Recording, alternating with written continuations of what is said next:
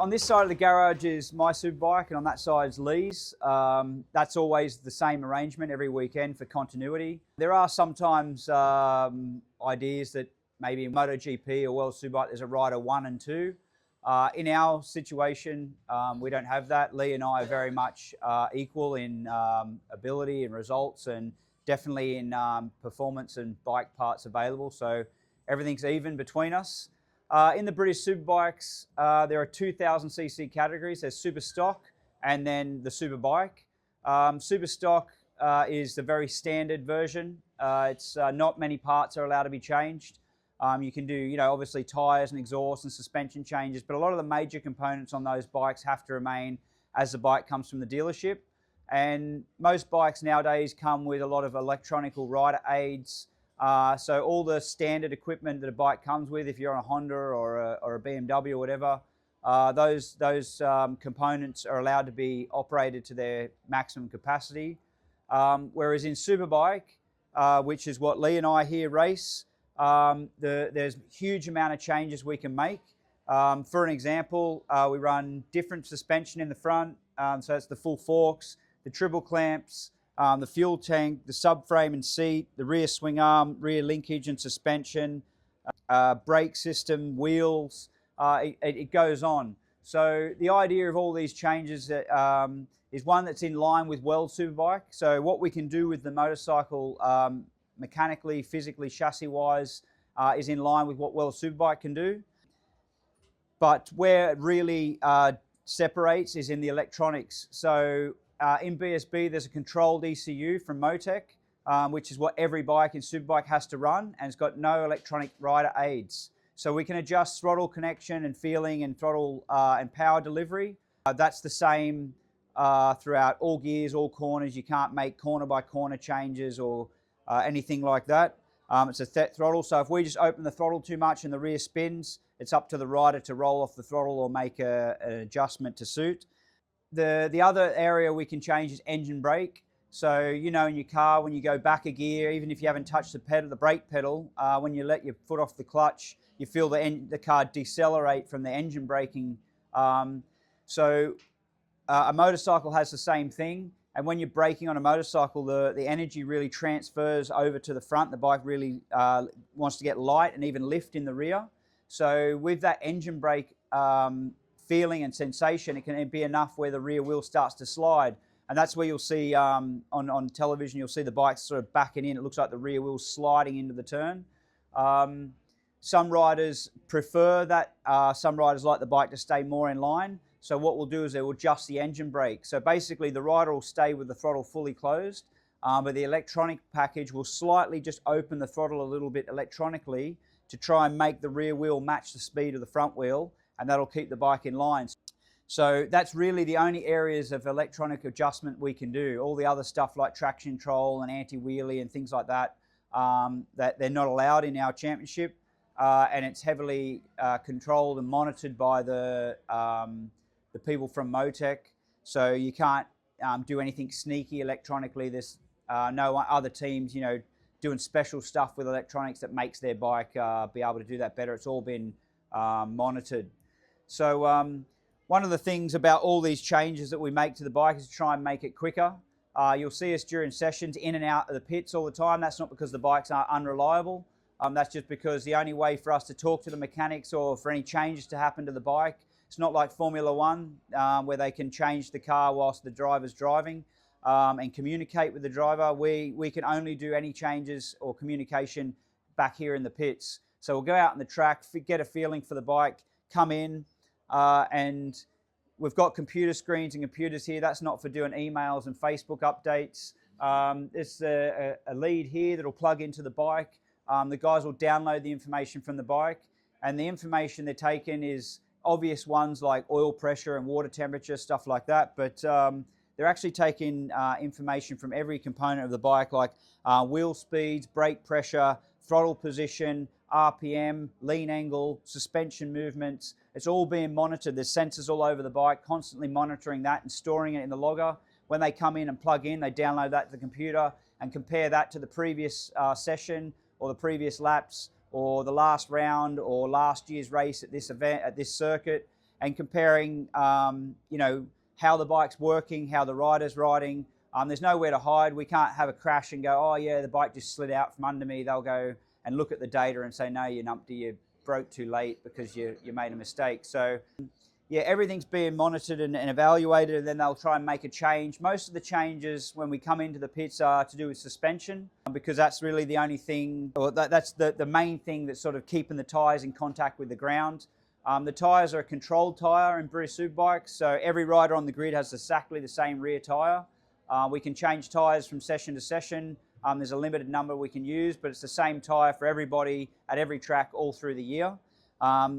So we can't do anything with tyres, but we can try and keep those tyres on the ground the best we can, and the way to do that is make changes to the suspension. So we'll adjust the spring rates or the preload or the damping to try and make the bike steer a bit better, or keep that tyre more firmly pressed onto the ground to try and get grip, to try and make the bike more stable under brakes, try and keep the bike gripping whilst we're driving off the turn and not spinning as much.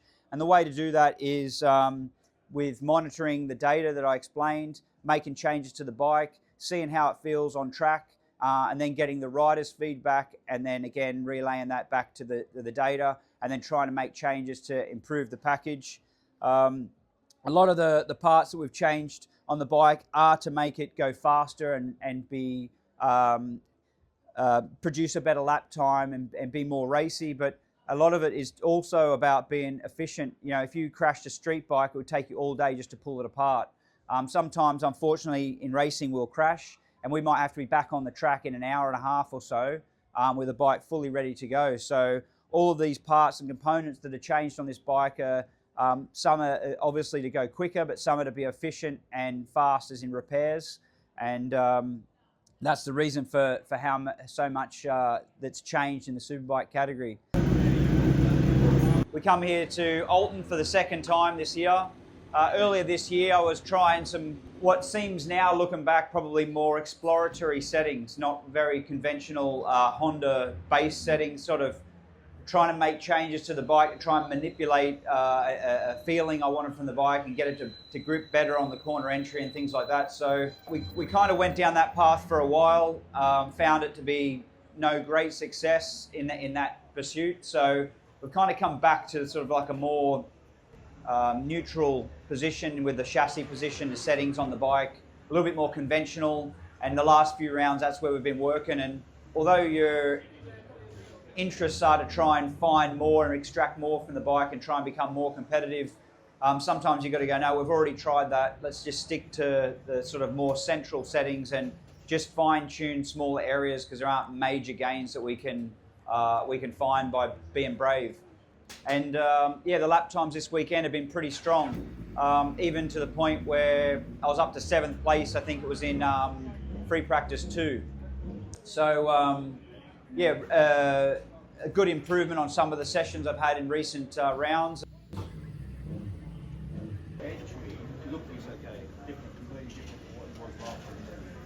Then we went into pre-qualifying, and I was fast enough to get directly into qualifying 2.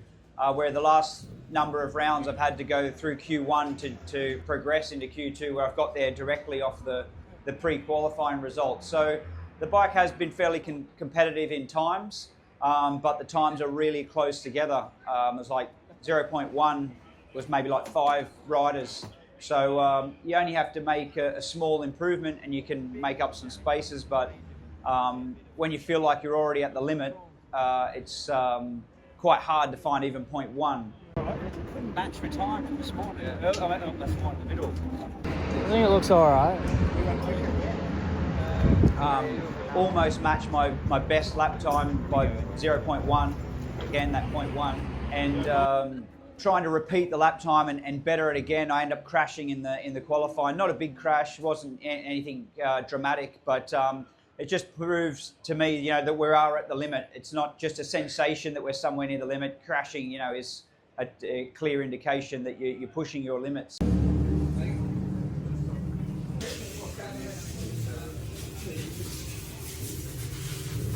you feeling this morning? You had a good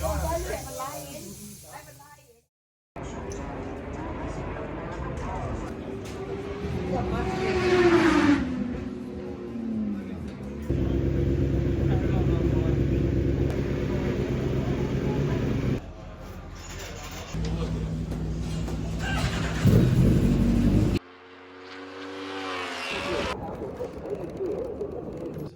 to make the Q2 directly, but going it'd be the thing that's like locking us together, but also I think maybe stopping our progression further forward.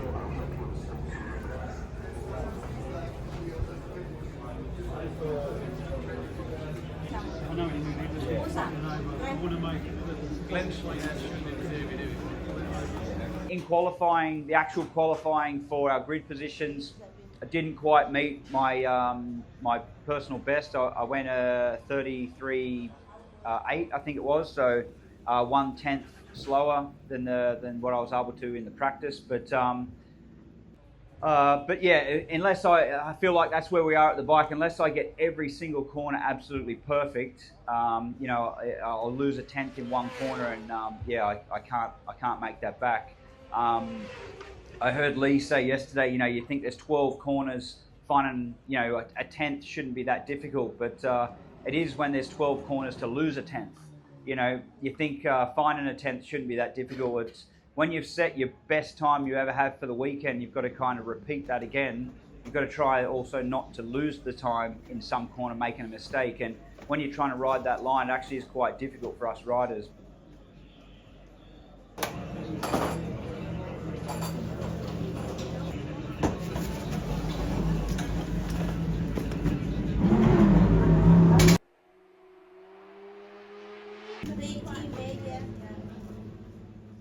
I got into the first race yesterday. I got a really good start. I was on the left-hand side of the start line, and I got a good start around the outside, and was got out of turn one pretty safely, and you know, felt settled into a good position. And on the second lap, going into the hairpin, shell hairpin, Rory Skinner kind of, I don't know if he got it wrong or outbroke himself or was trying to make a pass, and it didn't come off. Either way, I just felt this big impact on the inside of me, and as I looked down, it was just a bike. There was not even a rider attached to it, and so he'd come off, and the bike fortunately kind of like separated from me and spun off out the way. And as I was sort of like desperately trying not to go off the track and turn, the last second he himself slid across in front of me, and I was right up on the bank and right near the white line, and just hoping for him to just drift past the front of me so I could continue turning. Otherwise I'd either have to go to the grass or run him over in some respects. So fortunately that did work out the best. He slid past just in enough time that I could turn and stay on the track, but I lost like 5 places. But I made a good recovery. I got back onto the racing line quickly, and got back into a rhythm, and actually caught up to the group in front. And at that point, I was feeling really confident with the package. I was actually making some ground up, and was able to get past Glenn Irwin, and then was closed up onto the back of my teammate Lee.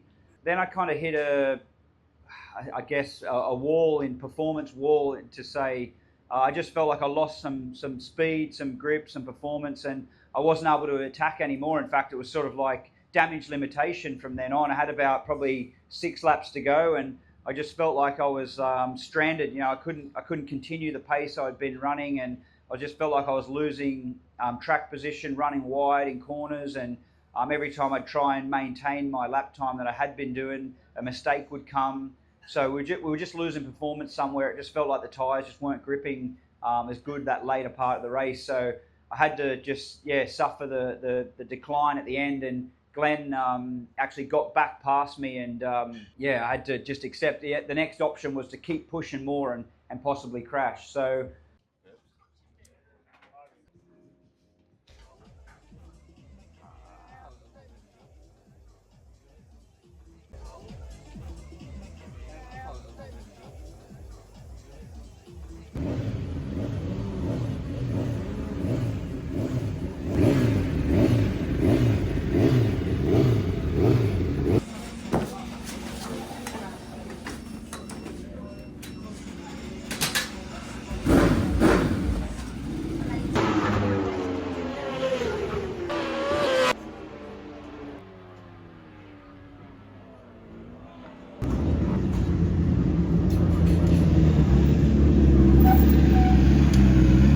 from race 1, I had an even better position on the grid, moved up to 11th.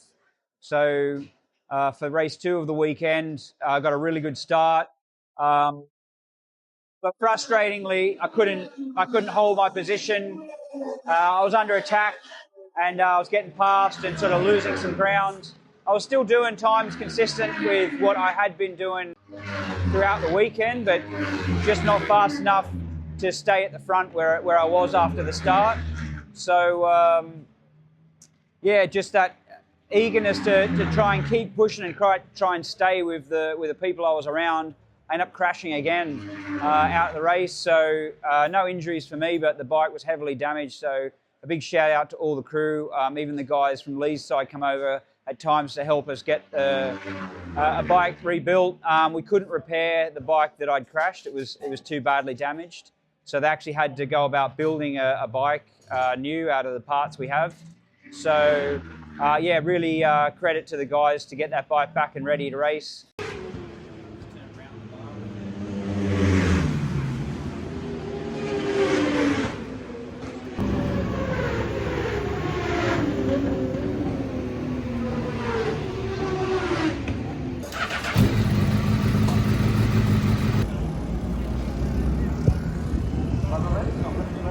So went out in race 3, and early on I had a little bit of brake fade, as in the lever went sort of soft, and that was quite difficult to maintain consistency. But then after a couple of laps it fixed itself, either some air come out, I don't know exactly, but the brake got good, and I got in a rhythm and I caught up and made some ground on Lee and Storm ahead of me. Yeah, I wasn't able to make an attack. I kind of got to the back of them and no more. And I think at the same time as I sort of caught up, there was just 2 laps to go. So Lee and Storm were both trying their hardest, probably went that little bit more. One was Lee trying to keep Storm behind, and Storm obviously trying to make the pass. It left nowhere for me to make ground or make an attack, and I actually fell victim to Mikulchek, who'd been harassing me all race long and staying right behind. So yeah, a little bit disappointing finish to the weekend. I don't feel like the effort matched the reward we got. Definitely there was a huge effort put in this weekend across all levels and people, but yeah, it's how it is. We'll have to roll with it.